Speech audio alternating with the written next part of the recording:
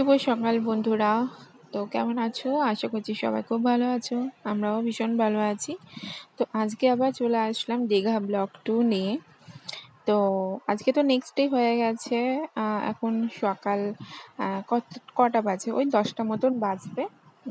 আমরা এখন রেডি হয়ে গেছি, বিচে যাব। আজকে করব হচ্ছে আমরা স্নান।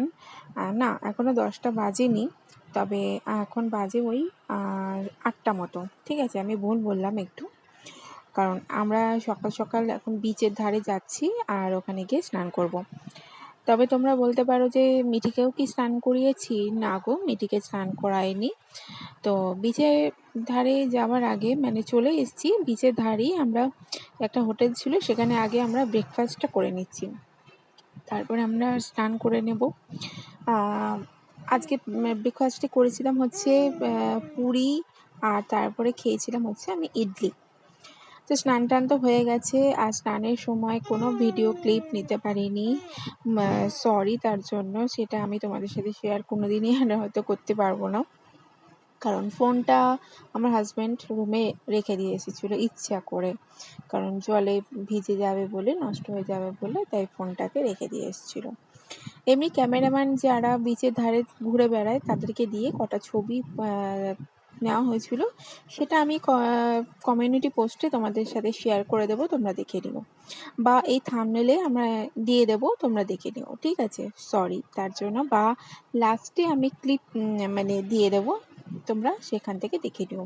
অনেকগুলো অপশন বলে দিলাম। তো তারপরে আমরা বিকালে বেরিয়ে পড়েছি একটু ঘুরতে, একদম সেজে গুজে। আর এই ওয়ান পিসটা কিনেছিলাম, তো এটাও পরেছি। তো ঘোরাটোরা করে আমরা আবার বিচ থেকে চলে আসলাম ওল্ড দীঘার দিকে।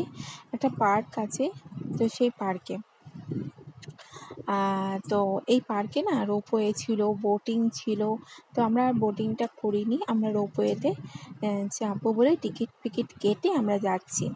আমি তো কোনোদিনই রোপওয়েতে চড়িনি, পাহাড়ে গিয়েও রোপওয়েতে চড়া হয়নি, ছিল না যেখানে আমরা ছিলাম, মানে যখন সিকিম গেছিলাম তখন রোপওয়ে ছিল না। তো রোপওয়েটা চেপে আমার একদমই ভয় লাগেনি, বাট ওদের কেন জানি না ভয় করছিল, কারণ মাঝে মাঝে দাঁড়িয়ে পড়ছিল। আমার তো বেশ ভালো লাগছিল। আমার আবার এই জিনিসগুলো না ভীষণ মজা লাগে।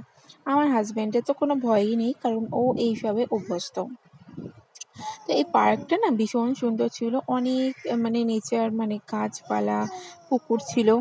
তো দীঘাতে তো এমন কিছু নেই যে ঘোরার মতন আছে, ওই বিচটাই হচ্ছে মানে সমুদ্রটাই হচ্ছে ঘোরার জায়গা। ওই আশেপাশে কিছু কিছু পার্ক টার্ক আছে। আর তোমাদেরকে আগে ব্লগে বলেছিলাম না যে জগন্নাথ মন্দির হচ্ছে, ওটাই একমাত্র যা একটু ঘোরার স্থান হবে, কারণ এখনো পর্যন্ত তো ওপেনিং হয়নি।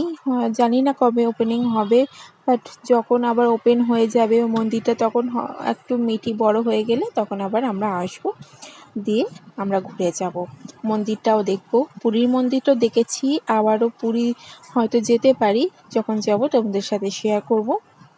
তো এই যে দেখো রোপওয়েতে উঠে পড়েছি, আর নিচে বোটিং চলছিল, আর অনেকটা বড় একটা পুকুর না ডোবা টাইপের ছিল, অনেকটা বড় ছিল, বেশ বড় ছিল। তো এই জায়গাতে না দাঁড়িয়ে পড়েছিল, তো ওরা তো বেশ ভয় করছিল, আমার একদম ভয় পাইনি। তো যাই হোক, আজকের এই ডে 2 ব্লগটা, দীঘা ডে 2 ব্লগটা ছোট্ট মতন করেছি, বেশি ক্লিপও নেওয়া হয়নি, বললাম না যে আনন্দের চোটে আর ব্লগ শ্যুট করা হয়নি। তো কেমন লাগলো অবশ্যই জানিও। আবার দেখা হবে নেক্সট ব্লগে, আমার ডেলি ব্লগে। চলো টাটা।